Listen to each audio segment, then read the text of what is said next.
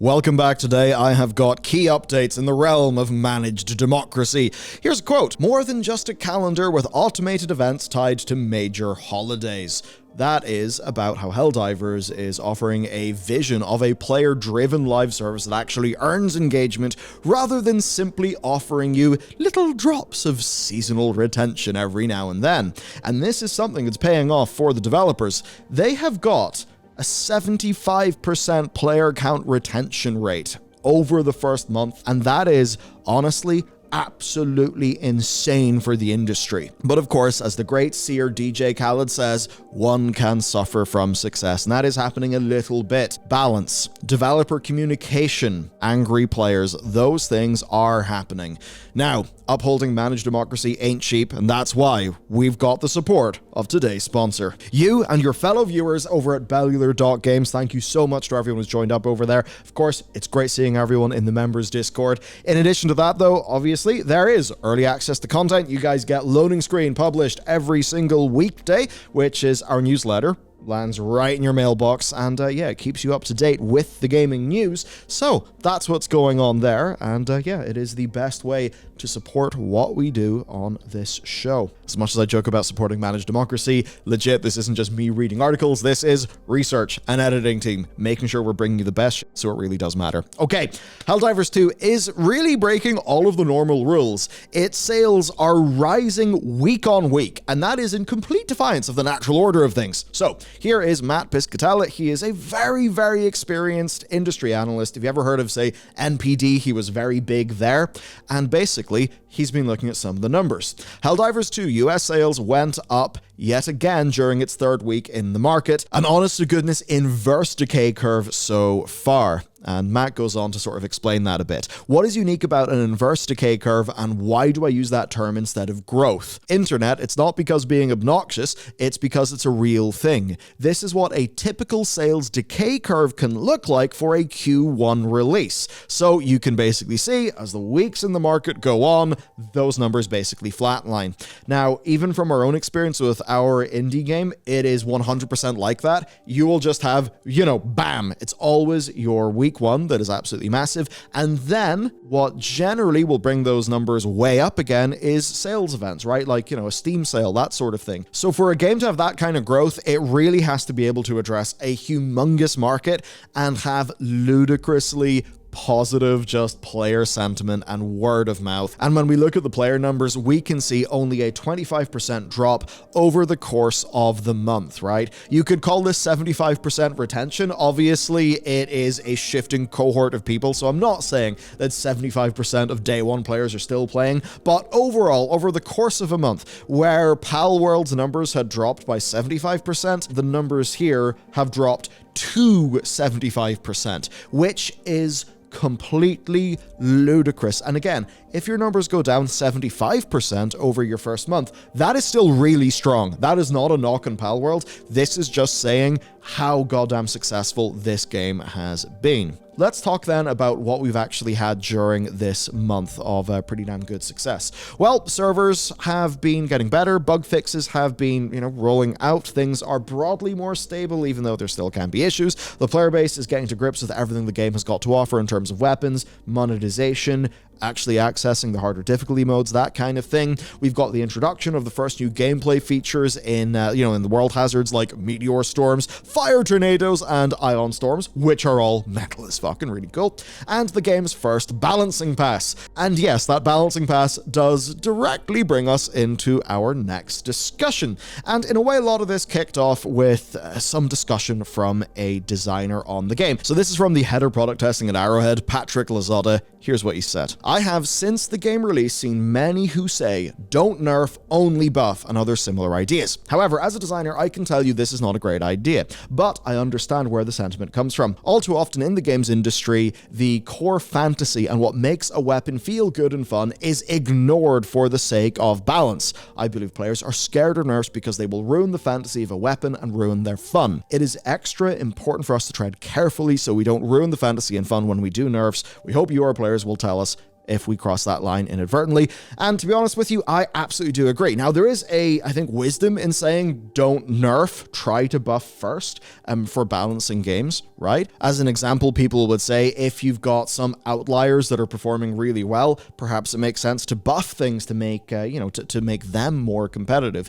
Now, the problem is you can end up having a degree of power creep, right? And sometimes whenever you've got power creep, that actually makes a game quite a bit less fun. As an example, in, say, an MMO, if healers are super powerful and just are amazing at getting somebody's health bar up, then the only way to challenge a healer is for bosses to do a ridiculous amount of damage in a very spiky fashion, and that often ends up being a lot less fun. So it's one of those things where, as a healer, if you get nerfed, and then the rest of the design is sort of functioning right, it actually ends up being a more fun game than if you are buffed to hell, but the incoming damage profiles mean that you're essentially playing a game of whack-a-mole. Also, if you think about a game like, hell, even Helldivers, it does have a few little sort of sim-like elements, you know? Its guns have got recoil. If you reload halfway through a clip, you'll lose that ammunition. Those are weaknesses, but those are weaknesses that lead to tension, that sort of help define the gameplay. They're a vital piece, not of weakness, I would say,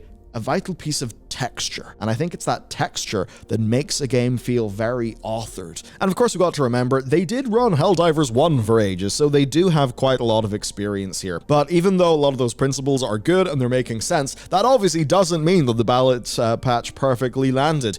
If you go to the official Discord and to Reddit, where the most hardcore of the hardcore are, there's a fairly overwhelming sentiment that the nerfs basically made the game unplayable. Now, this does require a little bit of explanation. Here's what was kind of happening. At the higher ends of difficulty, a meta build was emerging where you basically were bringing railgun, breaker shotgun, and personal shield generator. And some people would say if you weren't bringing those, you weren't being a serious player, you weren't seriously helping out the team. And there are, of course, apocryphal stories of people at higher difficulties getting kicked because they're not bringing that specific gear along, right? So if you're a developer, you could be worried that at the top end, there is only one way to play your game, and it is so overpowered that people are kicked if they don't do it. So you can see why they did those targeted nerfs. Of course, though, to a lot of players, that's not going to feel good. And they're perhaps feeling that after the nerfing of the railgun, well, how do they succeed? You could say, just use your stratagems, bro, but if that doesn't work, there's a whole discussion here about like armor penetration and stuff. Don't really need to get into that for the sake of this video, but basically it kicked off a whole thing. Now, the good news is the other weapons were in line with the developer's intentions, so they only needed minor buffs. The thing is, though, there was minor buffs to a lot of weapons, pretty big nerfs to, those very, meta build weapons, and, well, that meant that a lot of players were not particularly happy, and that meant that they communicated very loudly in as many venues as they could find that they weren't happy. And that's, what's going to go on. Of course, Arrowhead are a small team. They don't as much come off like a big faceless sort of corporation. And in the past, well, people had been just chatting with developers, right? It had actually been kind of informal, but that basically kind of turned on them. You've now got developers catching some personal flack for how they actually interacted here. Basically, devs not getting the memo that, like, yeah, the informal relationship you've developed with your, with your players, that plus dealing with complaints could really not come off well. I mean, as an example, there's one here from a developer that starts just by saying, I'm feeding the rage a little for my own entertainment here, just so you know. We haven't nerfed anything into the ground, it's just a little early to pretend like the game is figured out. And, they kept on going. They said, we made two of the most brainless playstyles less valuable and brought guns that were underperforming more into line. And so you could see that as a normal explanation of things, but maybe just a little too spicy. And of course, it's Reddit, so there are downvotes visible, and there's at the time of this screenshot, the net score is 422. So basically, this was quite heavily downvoted. You then have posts like this: I'm all for balance changes, but why are the devs antagonizing the player base? Right? Players just really finding that this style of communication isn't really working for them. This then led to Johan Pilstedt, the CEO, jumping in afterwards to basically offer apologies and say that staff are going to be trained on how to communicate with players and make sure that there's kind of no behavior like the behavior that went on, which yeah, I mean, there's definitely jokes about, hey, these developers will have to go to the training camp so that they can speak correctly and not violate Super Earth and managed democracy. So, that's all fun, but we kind of break the kayfabe.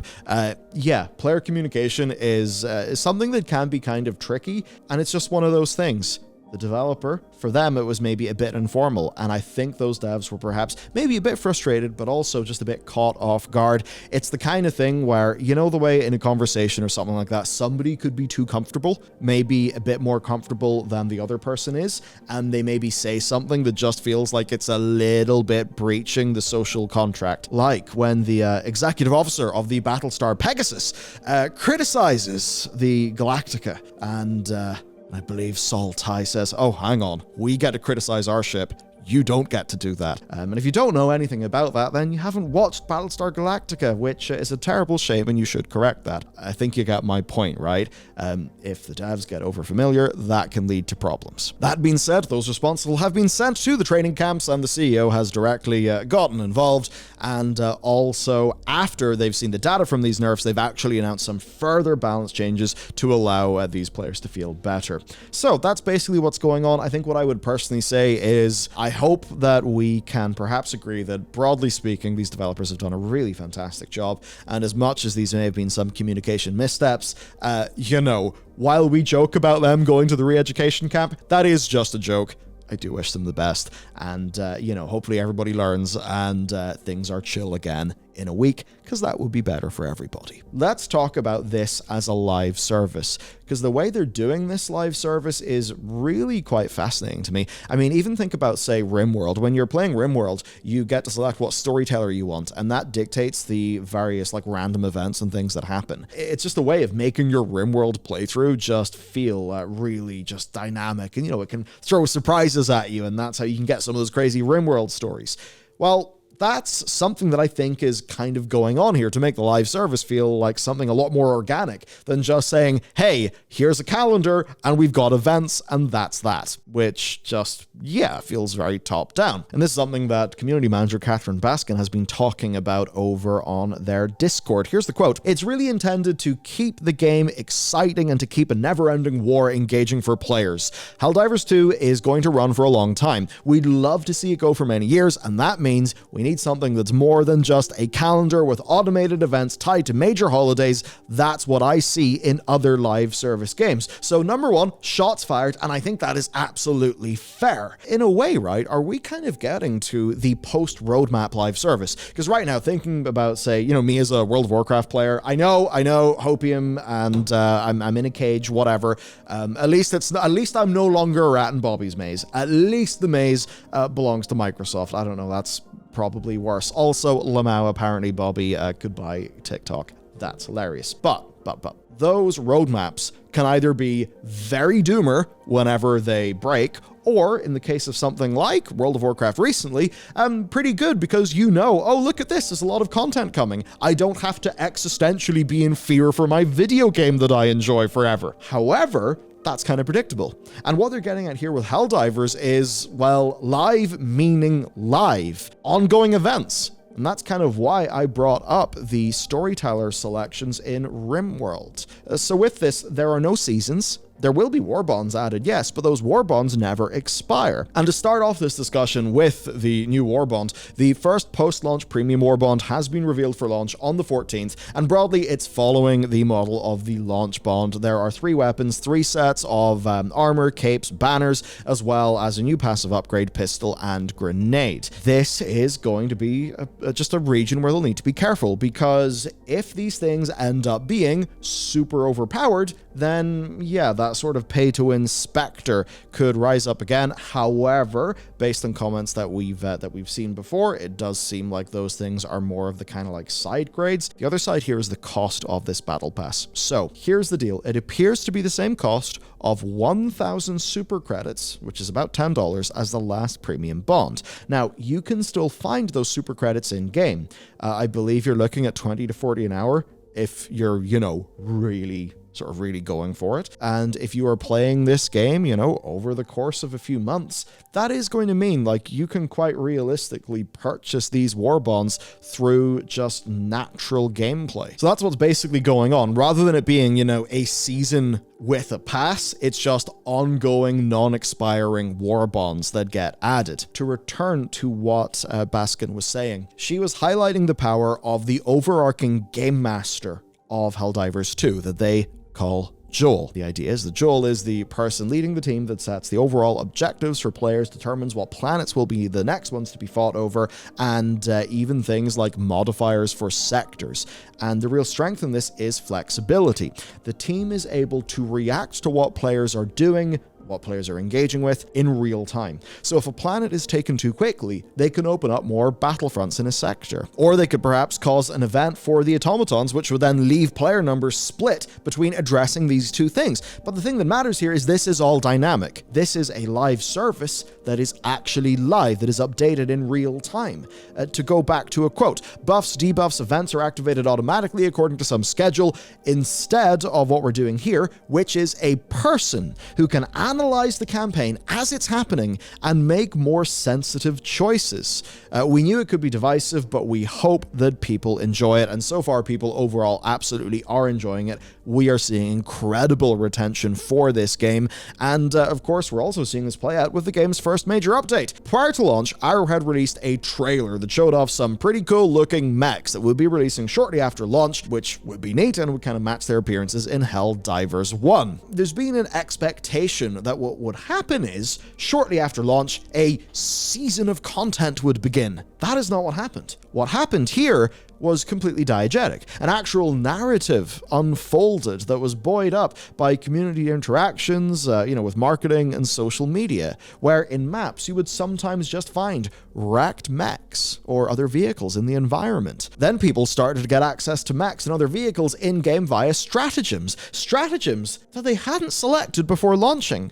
And in some instances, this appeared to be hackers getting past kernel-level anti-cheat. In others, this appeared to be the game master Joel giving some, additional tools to the Helldivers. Pretty cool, though. This isn't happening as a part of, Helldivers 2 Season 1. Buy now, pre-order now, get additional skins. It's just a thing unfolding in the game, making the live actually feel live. And really, this is just excellently done viral marketing, getting players on board and hyped up for new content. And then the team actually took that one step further, because people were expecting mechs to just be turned on one day, right? A new option that would be added to the game by the developers. But that's not how they did it. They framed it very differently. This post came out. This is not a drill. Our factories are under attack, halting all output. Helldivers have been deployed to liberate Tianquan, and deployed they were. And when that player was taken, the belief would be that these mechs would be unlocked for the whole community. Of course, the great thing here is, at no point did Arrowhead explicitly say that. Everything was delivered via in-game messages or marketing, right? That's kind of implying that that thing is going to happen. And that basically is, again, tying into the whole secret of Helldivers, which is framing, keeping everything in universe, keeping everything immersive. And that is very different between, say, the seasonal event rollout of something in Overwatch. Because ultimately, what is this? This is a time-limited gameplay event designed to get players to focus their attention and to come back to the game with a renewed drive, where after the event is done, there will be new content for the community. That can exist in this, it can exist in Overwatch, but here, it just feels like an evolving element of the game because of how the whole thing has been rolled out. And I think more than anything, it's that dynamic feel that's actually keeping players aboard here. They don't feel like they're just plodding through seasons of a live service. It seems that they feel like they're actually engaging with both the game and the developers and sort of the world as well. They haven't just got people buying in with their money, I think they've got to buy in with time and belief. And I think honestly that's where the whole story here, the idea of the managed democracy and upholding Super Earth, that is amazing viral marketing, because here is really the secret to it, and it's what Riot have done well. You're not just allowing people to buy something. What you're doing is you're creating culture. You create culture, have people live in and experience that culture, and that is how they have a deeper connection with your game. And that's essentially what's going on with Helldivers 2. More than any live service we've seen recently is succeeding on a cultural level. And that ultimately is what developers will need to aspire towards. Now, there are other ways of doing that. Take Overwatch and Cowboy Bebop. Take Fortnite with its quadrillion brands. Those are succeeding on a cultural level by just doing a thing that you know. But they're not creating culture. And I think that is the strength of just how Helldivers 2 has been orchestrated and how they've kept it diegetic. It has created culture. And on that final note, thank you for watching. Of course, if you want to support the show, best way to do that is support today's sponsor. Thanks for tuning in. I'll see you again tomorrow.